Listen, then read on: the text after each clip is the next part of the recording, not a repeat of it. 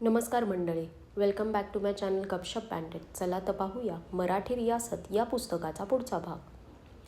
मोगल लोक, उत्पत्ती, स्वभाव वगैरे. हिंदुस्थानात जी मोगल बादशाही निर्माण झाली ती स्थापन करणारे कोण व त्यांचे मूळ रीती भाती काय हे समजणे जरूर आहे. हिंदुस्थानात मोगल लोक नवीनच आले. मोगल बादशाही होण्यापूर्वीच कित्येक शतकेपर्यंत हिंदुस्थानात मोगल लोक स्वाऱ्या करीत होत्या, पण राज्य असे तुर्क अफगाणांचेच होते. मोगलांमध्ये व या इतर जातींमध्ये पुष्कळ भेद होता. या मोगल लोकांच्या संसर्गापासून हिंदुस्थान, पश्चिम आशिया खंड व युरोपचा काही भाग इतक्यांवर नाना प्रकारचे चिरस्थायी परिणाम घडून आले आहेत. पूर्वी चंगीझ खान व तैमूर वगैरे पराक्रमी पुरुष होऊन गेले. ते मूळचे मोगलच होते. मोगल हे प्रथमतः मुस्लिम नव्हते. आरंभी ते मूर्तिपूजक असावेत. कोणी म्हणतात ते तिबेटच्या लामाचे भक्त होते. त्यांच्या धर्मनिष्ठेत कडवेपणा नव्हता. धर्मसंबंधात ते संशयी, ढिले व बेपर्वा असत. मुसलमानी धर्म हे पातळ आवरण पुढे त्यांनी केवळ बाहेरून आपल्या अंगावर धारण केले होते, ते फाटून आतला खरा प्रकार अनेक प्रसंगी उघड दिसे. आर्य, बौद्ध, ख्रिस्ती वगैरे अनेक कडव्या धर्माचे मिश्रण त्यांच्या अंतर्यामी दिसून येते. म्हणून कडवे मुसलमान व सौम्य हिंदू यांच्या दरम्यान मोगल एक प्रकारे नवीनच मध्ये घुसले असे म्हणता येईल. मोगलांच्या इतिहासाचे किंवा जीवनकालाचे 3 भाग आहेत. ते 3 क्रम म्हटले तरी चालतील. प्रथमतः तारतार किंवा तुरानी वळणाचे होते. नंतर तुर्काच्या सहवासाचे त्यांच्यात मिश्रण झाले आणि सरतेशेवटी ते इराणी वळणावर गेले. तीनही अवस्थात त्यांचा बाह्य आकार बदलला, पण अंतर्यामीचा स्वभाव कायम राहिला. चीनच्या उत्तरेकडील मंगोलिया प्रांत हे त्यांचे राहण्याचे मूळ ठिकाण होय. येथे त्यांचा आकार चीनी धर्तीचा होता. नंतर 14व्या व 15व्या शतकामध्ये ते मध्य आशिया खंडात येऊन राहिले व आपणास तुर्क म्हणवू लागले. पुढे दक्षिण भागातील स्त्रियांबरोबर त्यांनी लग्न केली तेव्हा त्यांच्या संततीत फरक पडला. पूर्वीचा पिंगट रंग, उंच कपोलस्थी, पसरट नाके, अरुंद व लांबोळे डोळे, मोठी तोंडे इत्यादी जुन्या मोगलांचे विशिष्ट अवयव बदलून गेले. चेहऱ्यावर लाली येऊन दिल्लीच्या तुर्क मुसलमानांप्रमाणे तो सुंदर व फुगीर झाला. मुसलमानांच्या मध्यवस्तीत राहिल्यामुळे ते मुसलमान झाले किंवा आपण मुसलमान आहो असे सांगणे त्यास भाग पडले. अमीर खुस्रू नावाचा एक कवी बलबनचा मुलगा महमूद याच्या पदरी होता. त्याने मोगलांचे वर्णन फार चांगले केले आहे. लोहमय शरीर, विस्तारासारखे चेहरे, आखूड मान, सुरकुतलेले गाल, केसाळ व रुंद नाकपुड्या, अजगरी तोंडे, राठ कातडी व त्यांच्या अंगाची भयंकर दुर्गंधी यांच्या योगाने कोण मनुष्य भिवून गर्भगळीत होणार नाही. ही भूते पाहून लोक दूर पळून जात आणि म्हणत, देवाने ही कशाची घडली आहेत कोण जाणे. सन 1898 हिंदुस्थानावर स्वारी करणारा तैमूर हा मोगल होता. त्याच्या वेळेस सार्वजनिक समारंभात पुरुषाबरोबर बायकाही मोठमोठ्या शामियान्यामध्ये उघड्या येऊन बसत. हिंदुस्थानात मोगलांनी आपला अंमल स्थापन केल्यावर बायकास पडद्यात ठेवण्याची चाल पूर्वीच्या तुर्क मुसलमानांपासून किंवा रजपूत हिंदूंपासून मोगलांनी उचलली असावी असा व्हीलरचा तर्क आहे. हुमायून बादशहाच्या वेळेपासून इराणी पाणी मुंबलात शिरू लागले. त्याचा मुलगा अकबर तर जरा जास्तच इराणी होता. तथापि या दोघांमध्ये पूर्वीचा मोगली स्वभाव स्पष्ट दिसतो. मोगल लोक रानभर भटकणारे होते. अज्ञात काळापासून त्यांच्या टोळ्या उत्तर आशियातील सपाट प्रदेशात भटकत असत. त्यांची वस्ती स्थायिक नसे. गाड्यांवर झोपड्या बांधून त्यात ते राहत. त्या झोपड्या वाटेल तेथे त्यांना नेता येत. उन्हाळ्यात एका ठिकाणी तर हिवाळ्यात दुसऱ्या ठिकाणी याप्रमाणे खेपा घालण्यात त्यांचा सर्व काळ निघून जाई. पिढ्यानपिढ्या ते आहेत तसे असत.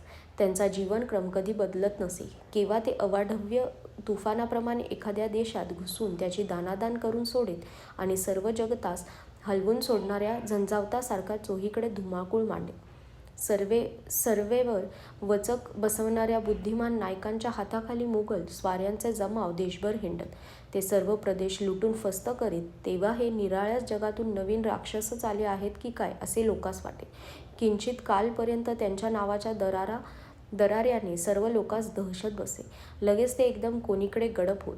विशाळ फौजा तयार करून ते राज्य पादाक्रांत करत असे. काही काळपर्यंत सर्वांच्या अंगी सारखा चेव जागृती राही. सर्व जग पाडाव केल्याप्रमाणे त्यांचे वैभव क्षणात शिखरास पोचे. नंतर चैन व विलास करण्यात त्यांच्या शक्तीचा क्षय होय. पुन्हा पहावे तो कोठे काही नाही. ज्वालामुखी पर्वताचा स्फोट आपटून गेल्यावर जसे लोकास त्याच विषयी काही भय वाटेनासे होते, तशीच या मोगल लोकांची स्थिती होती. एका क्षणात ते सर्व पृथ्वीस कापवीत, दुसऱ्या क्षणात नाहीसे होत. या रानटी लोकांचे टोळधाड नाशकारक असे. धर्मोपदेश करण्यास त्याचपाशी धर्म नव्हता, सुधारणेचे आरोपण करण्यास त्याचपाशी बीज नव्हते. धर्म स्वीकार केला किंवा खंडणी दिली म्हणजे मुसलमान लोक जिंकलेल्या लोकांस सोडून देत, पण हे मुघल लोक जेथे जेथे जात तेथील लोकांची कत्तल करून त्यांचे सर्वस्व अपहरण केल्याशिवाय परतत नसत. सर्व मुलखाची नासाडी ही मात्र त्यांच्या आगमनाची निशाणी मागे राही. तारतार लोक अंतःकरणाचे फारच कठोर, त्यांना दया माया म्हणजे काय हे ठाऊक नव्हते. सर्व तारतार लोकांपैकी मोगल लोकात जास्त कुवत होती.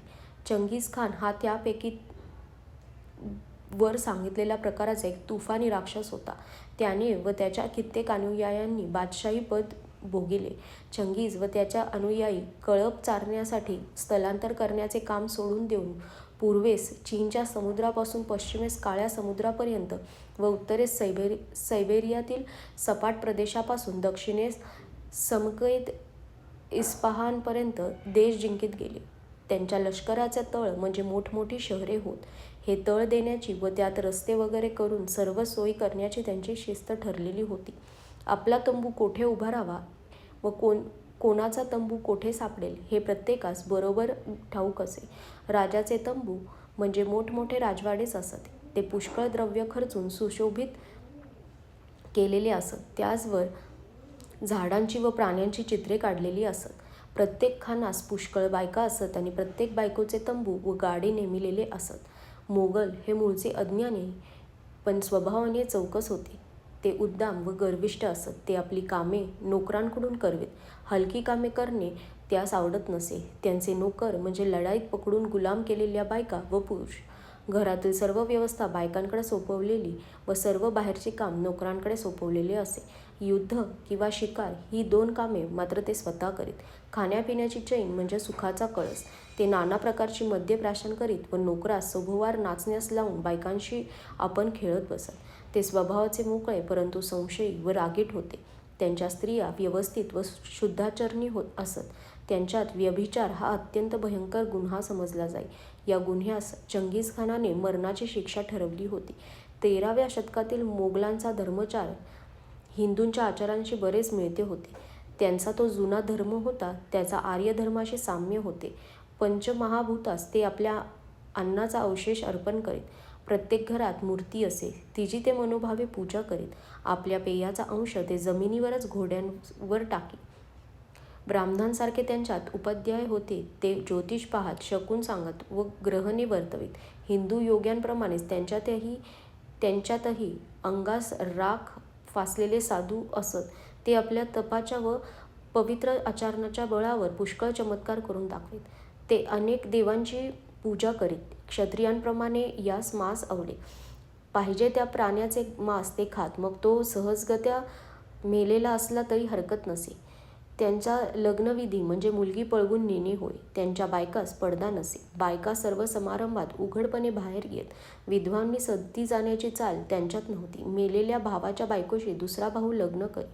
मोगल लोक आपला मूळचा धर्म जरी विसरले नाहीत तरी ते दुसरा पाहिजे तो धर्म स्वीकारीत. असे धर्मांतर करण्यात त्यांची खरी निष्ठा कितपत असे ते समजत नाही. नावाने तरी बहुतेक मोगल पुढे मुसलमान झाले होते. कित्येक ख्रिस्ती झाले व काही बुद्धधर्मी झाले. ज्यांनी आपला धर्म बदलला नाही ते येशू, मोहम्मद, मोझेस किंवा बुद्ध यापैकी कोणातरी एकाचे अनुयायी होते. चंगीझ खानाचा कायदाच असा होता की जो गुरु परमेश्वर एक आहे असे शिकवेल त्यास सर्वांनी भजले पाहिजे. मोगलांच्या या स्वभावाचे उदाहरण त्यांच्या पुढील इतिहासात दर एक ठिकाणी आढळते. सन 1200 ते 1300च्या दरम्यान त्यांनी मुसलमानी धर्म दुसऱ्यातले चांगले असेल तर ते घ्यावे व नवीन सुधारणा संपादन करावी अशी त्यास हाव होती.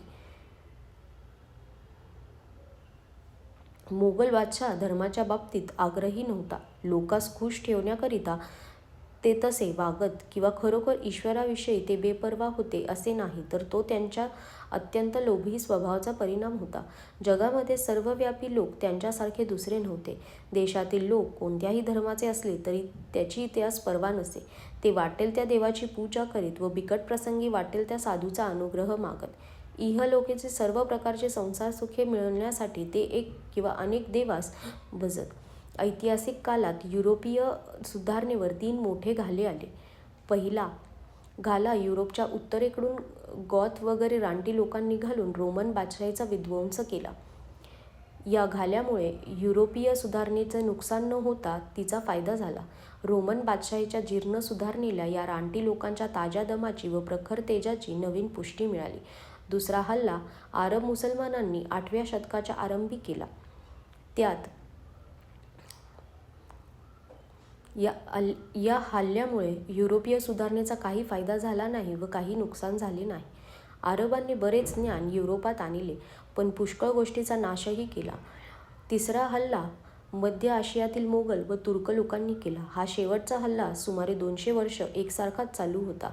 तुर्काच्या या हल्ल्याने युरोपचे अतिशय नुकसान झाले. रशियावर स्वारी करून तेथील बाल्यावस्थेत असलेल्या सुधारणेचा चंगीझ खान व त्याच्या मागून आलेले मोगल सरदार यांनी उच्छेद केला.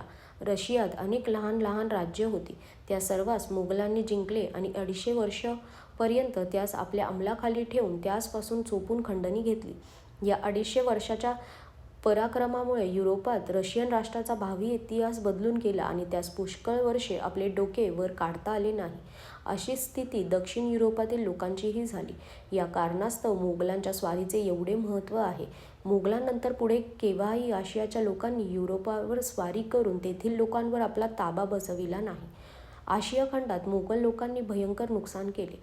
मोठमोठ्या विस्तीर्ण प्रदेशातील एकूण एक लोकसंख्या त्यांनी नाहीशी केली. त्यामुळे ज्या अनेक राष्ट्रांचा निपात झाला त्यांच्या सुधारणेचं आज मागमूसही सापडत नाही.